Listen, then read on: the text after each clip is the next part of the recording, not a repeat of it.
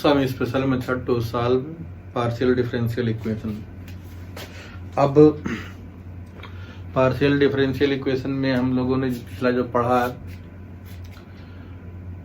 उसी से आगे कुछ पढ़ते हैं। तो हमारे पास कुछ डिफरेंशियल इक्वेशन इस तरह से बनी होगी। तो स्टैंडर्ड फॉर्म 1, तो इसमें क्या है, अगर हमारे पास P और Q इक्वल टू 0 ये गिवन हो तो यहाँ से जो हमारे पास इसका जो है सॉल्यूशन आएगा उसमें आएगा Z equal to AX plus BY plus C।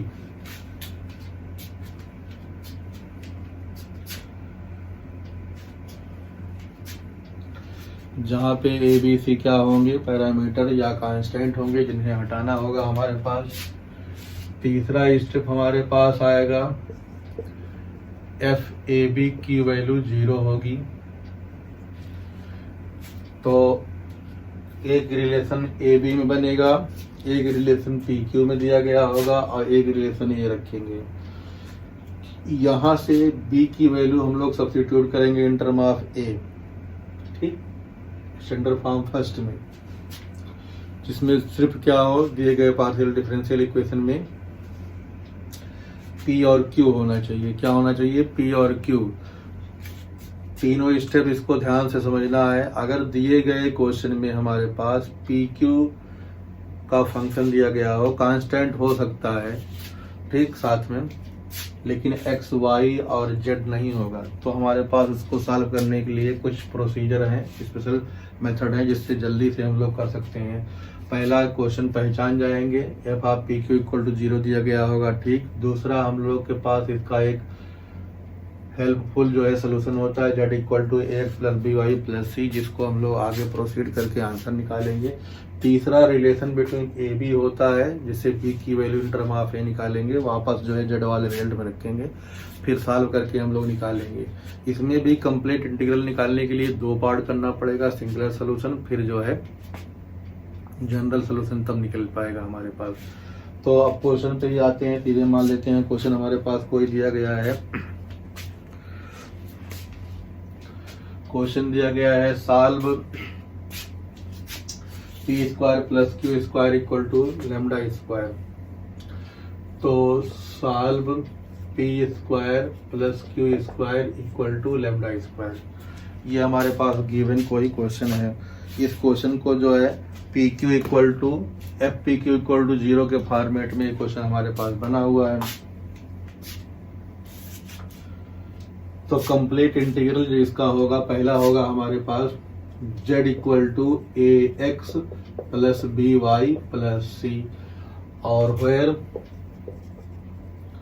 A square plus B square equal to lambda square. इस रिजल्ट से तो हमारे पास B स्क्वायर की वैल्यू कितनी हो जाएगी, lambda square minus A square, तो B की value minus lambda square minus A square रहेगी।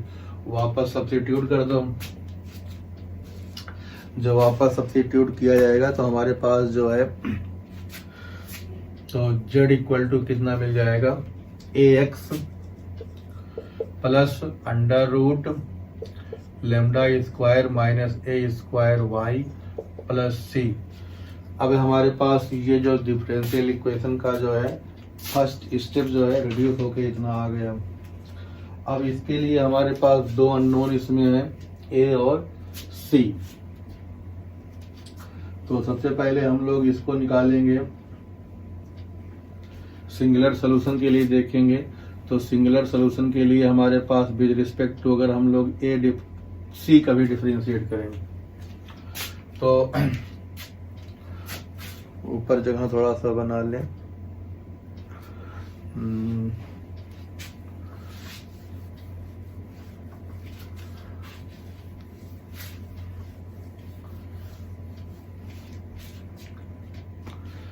तो अगर हम लोग विद रिस्पेक्ट टू C कभी डिफरेंशिएट करेंगे तो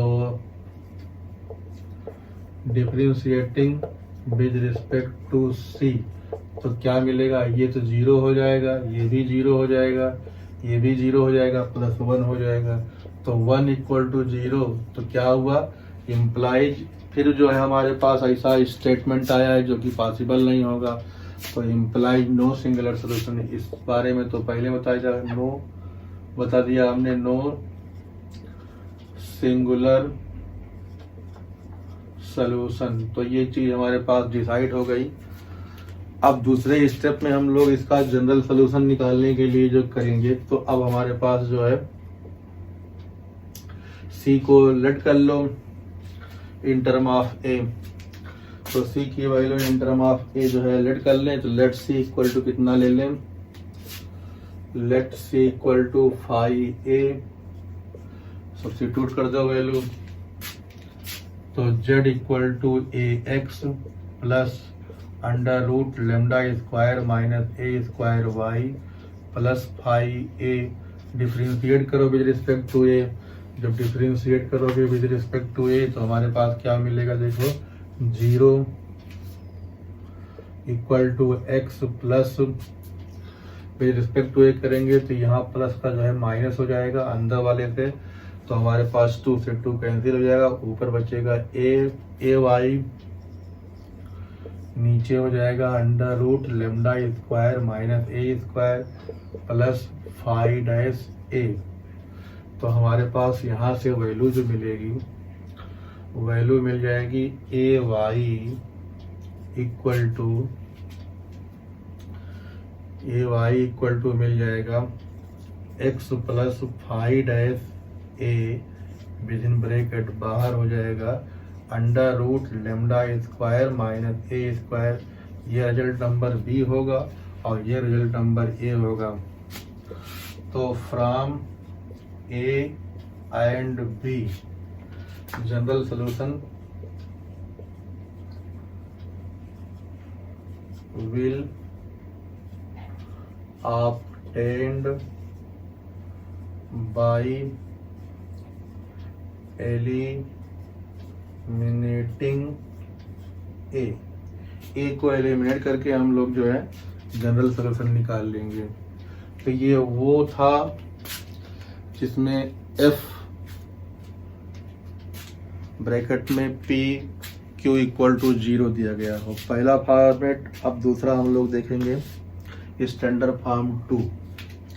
4 फॉर्म होती है, तो चारों का बारी बारी देख के फिर जो है कंबाइन करेंगे। 4 क्वेश्चन ऐसे, 2 क्वेश्चन और 12 क्वेश्चन के आसपास हो जाएंगे इसमें।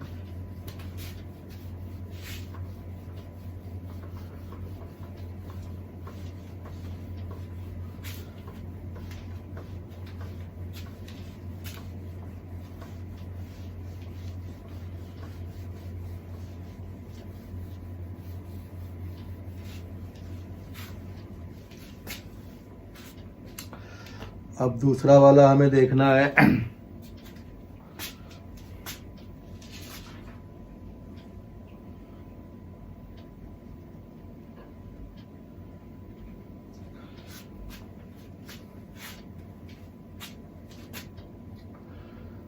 तो partial differential equation of type second दे देंगे। क्या होना चाहिए, एफ पी क्यू, साथ में कोई एक वेरिएबल डाल दो, तो P Q X equal to 0 हो जाएगा। तो अब की जो है हमारे पास एक्स बढ़ गया, तो करना क्या होगा,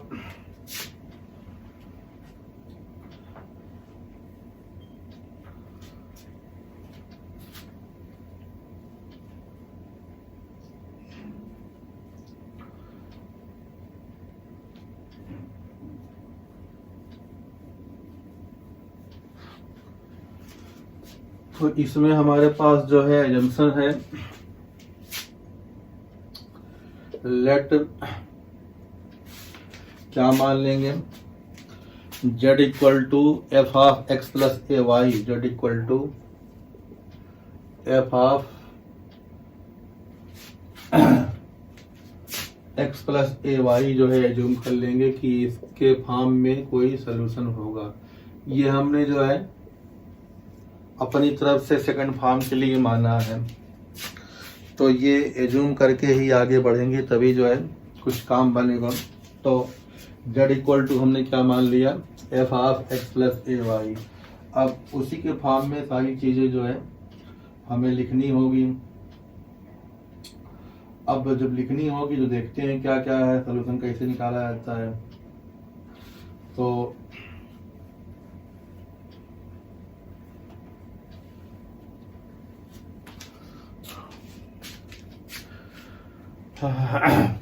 कोई क्वेश्चन देखें।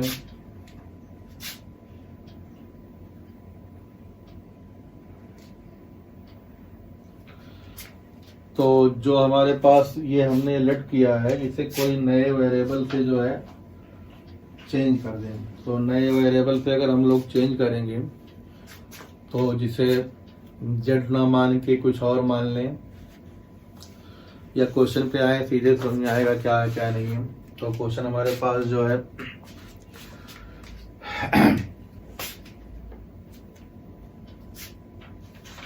क्वेश्चन कोई मिले इजी,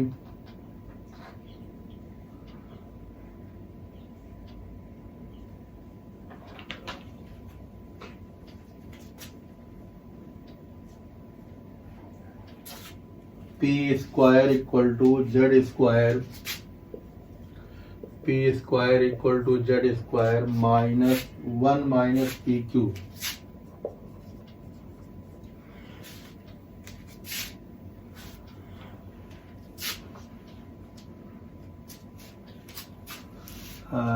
इसमें जेड मान के चलो ना, पहले जो हम लोग जेड वाला कर रहे हैं ना, तो पी क्यू जेड, तो पी भी है, क्यू भी है और जेड भी है। तो सॉल्यूशन जो है हमारे पास स्टेप जो आएगा,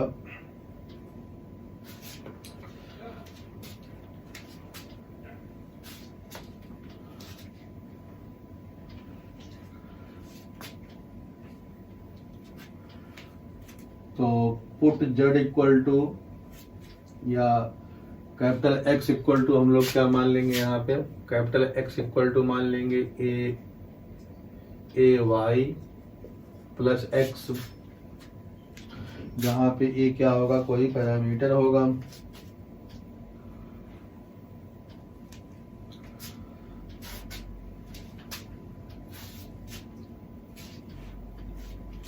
सॉल्यूशन में देखते हैं। अच्छा, तो हमारे पास P की वैल्यू होती है, P Q ऑपरेटर होते हैं, तो कि P के प्लेस पे हमारे पास dz अपान dx रखना पड़ेगा। तो dz अपान dx का whole square equal to z square 1 minus P और Q की वैल्यू जो है dz dx dz और dy के फॉर्म में रखो। तो हमारे पास जो है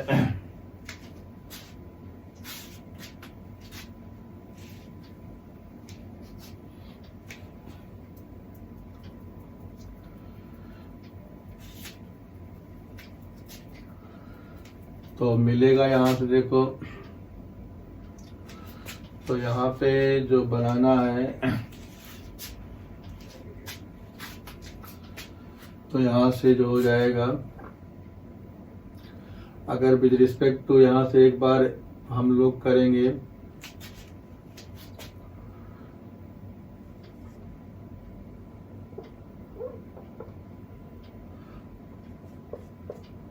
तो ये dz अपान dx की वैल्यू 1 होगी और dz अपान dy की वैल्यू कितनी होगी, a होगी। तो ये तुम्हारे पास क्या हो गया P, ये हमारे पास क्या हो गया Q। तो PQ की वैल्यू हो जाएगी dz अपान dx का होल स्क्वायर के फॉर्मेट में यहाँ रख देंगे। तो A dz अपान dx का होल स्क्वायर, यहाँ पे थोड़ी देर के लिए जो है नोट करके लिख लो, इसका डेरिवेशन थोड़ा सा है छोटा मोटा, तो भी जो है जब दो फॉर्म और बताएंगे तो इकट्ठा जो है सॉल्व करके दिखाएंगे कैसे निकलता है, कहाँ से ये बनेगा। तो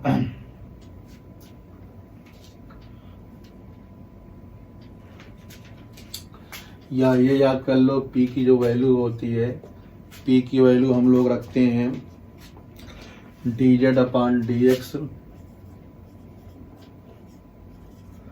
और Q की जो वैल्यू होती है वो रखते हैं हम लोग a dz upon dx, a dz upon dx। ये हमारे पास फिक्स है, इस फॉर्मेट में डेरिवेशन से आता है, तो इसको हम लोग एज्यूम कर लेंगे। तो इससे हमारे पास ये वैल्यू आ गई। अब इन वैल्यूज को सॉल्व करने के लिए क्या कर सकते हैं, तो ऑपरेटर जो है हमारे पास इसमें अलग अलग करना पड़ेगा। तो ऑपरेटर को अलग अलग करने के लिए हम लोग पहले दोनों तरफ अंडर रूट ले लें। तो अंडर रूट लेंगे तो हमारे पास मिलेगा, देखो कितना,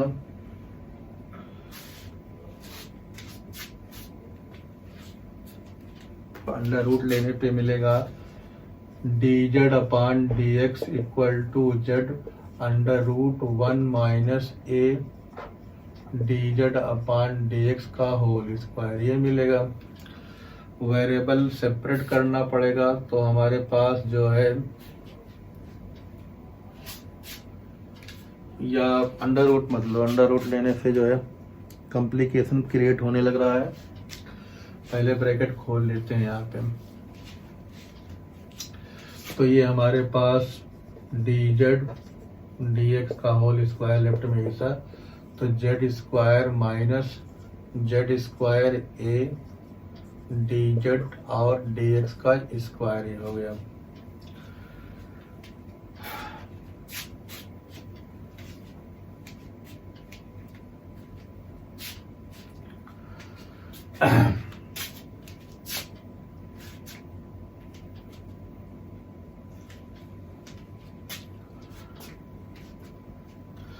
तो जहाँ पे हमारे पास कुछ सिमिलर टर्म दिखाई पड़ रहे हों उनको, और इनको साथ में करो, तो इनको साथ में करेंगे तो 1 प्लस जेड स्क्वायर ए बाहर हो जाएगा dz अपान dx का whole square equal to Z square.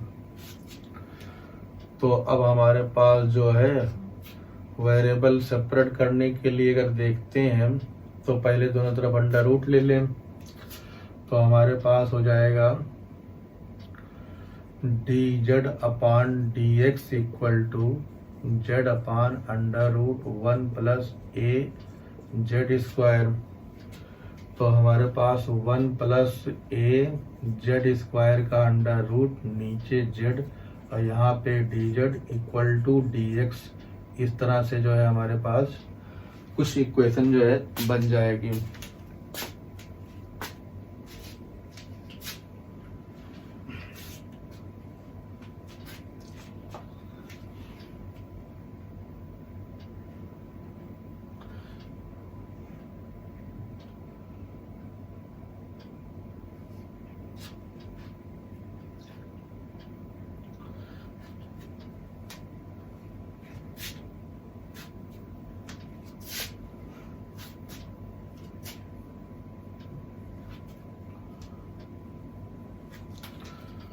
अब जो है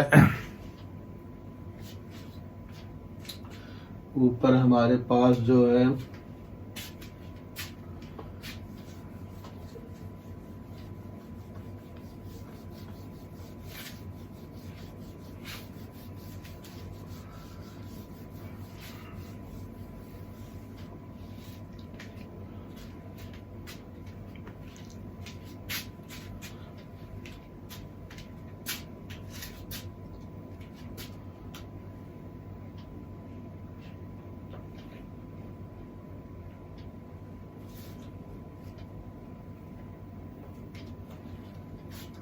वन प्लस ए Z square dz,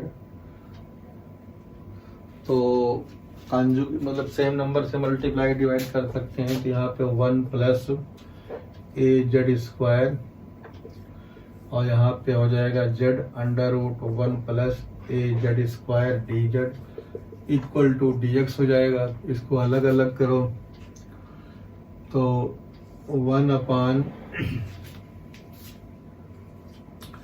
Z under root 1 plus ए जेड स्क्वायर प्लस एक जेड कैंसिल हो जाएगा, तो a z upon under root 1 plus A Z square बाहर d z equal to d x.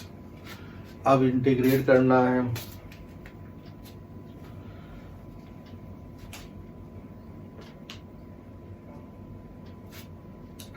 जब integrate किया जाएगा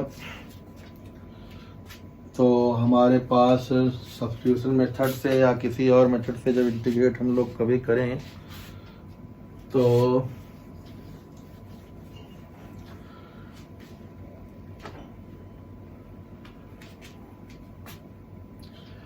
यहाँ से हमारे पास आफ्टर इंटीग्रेटिंग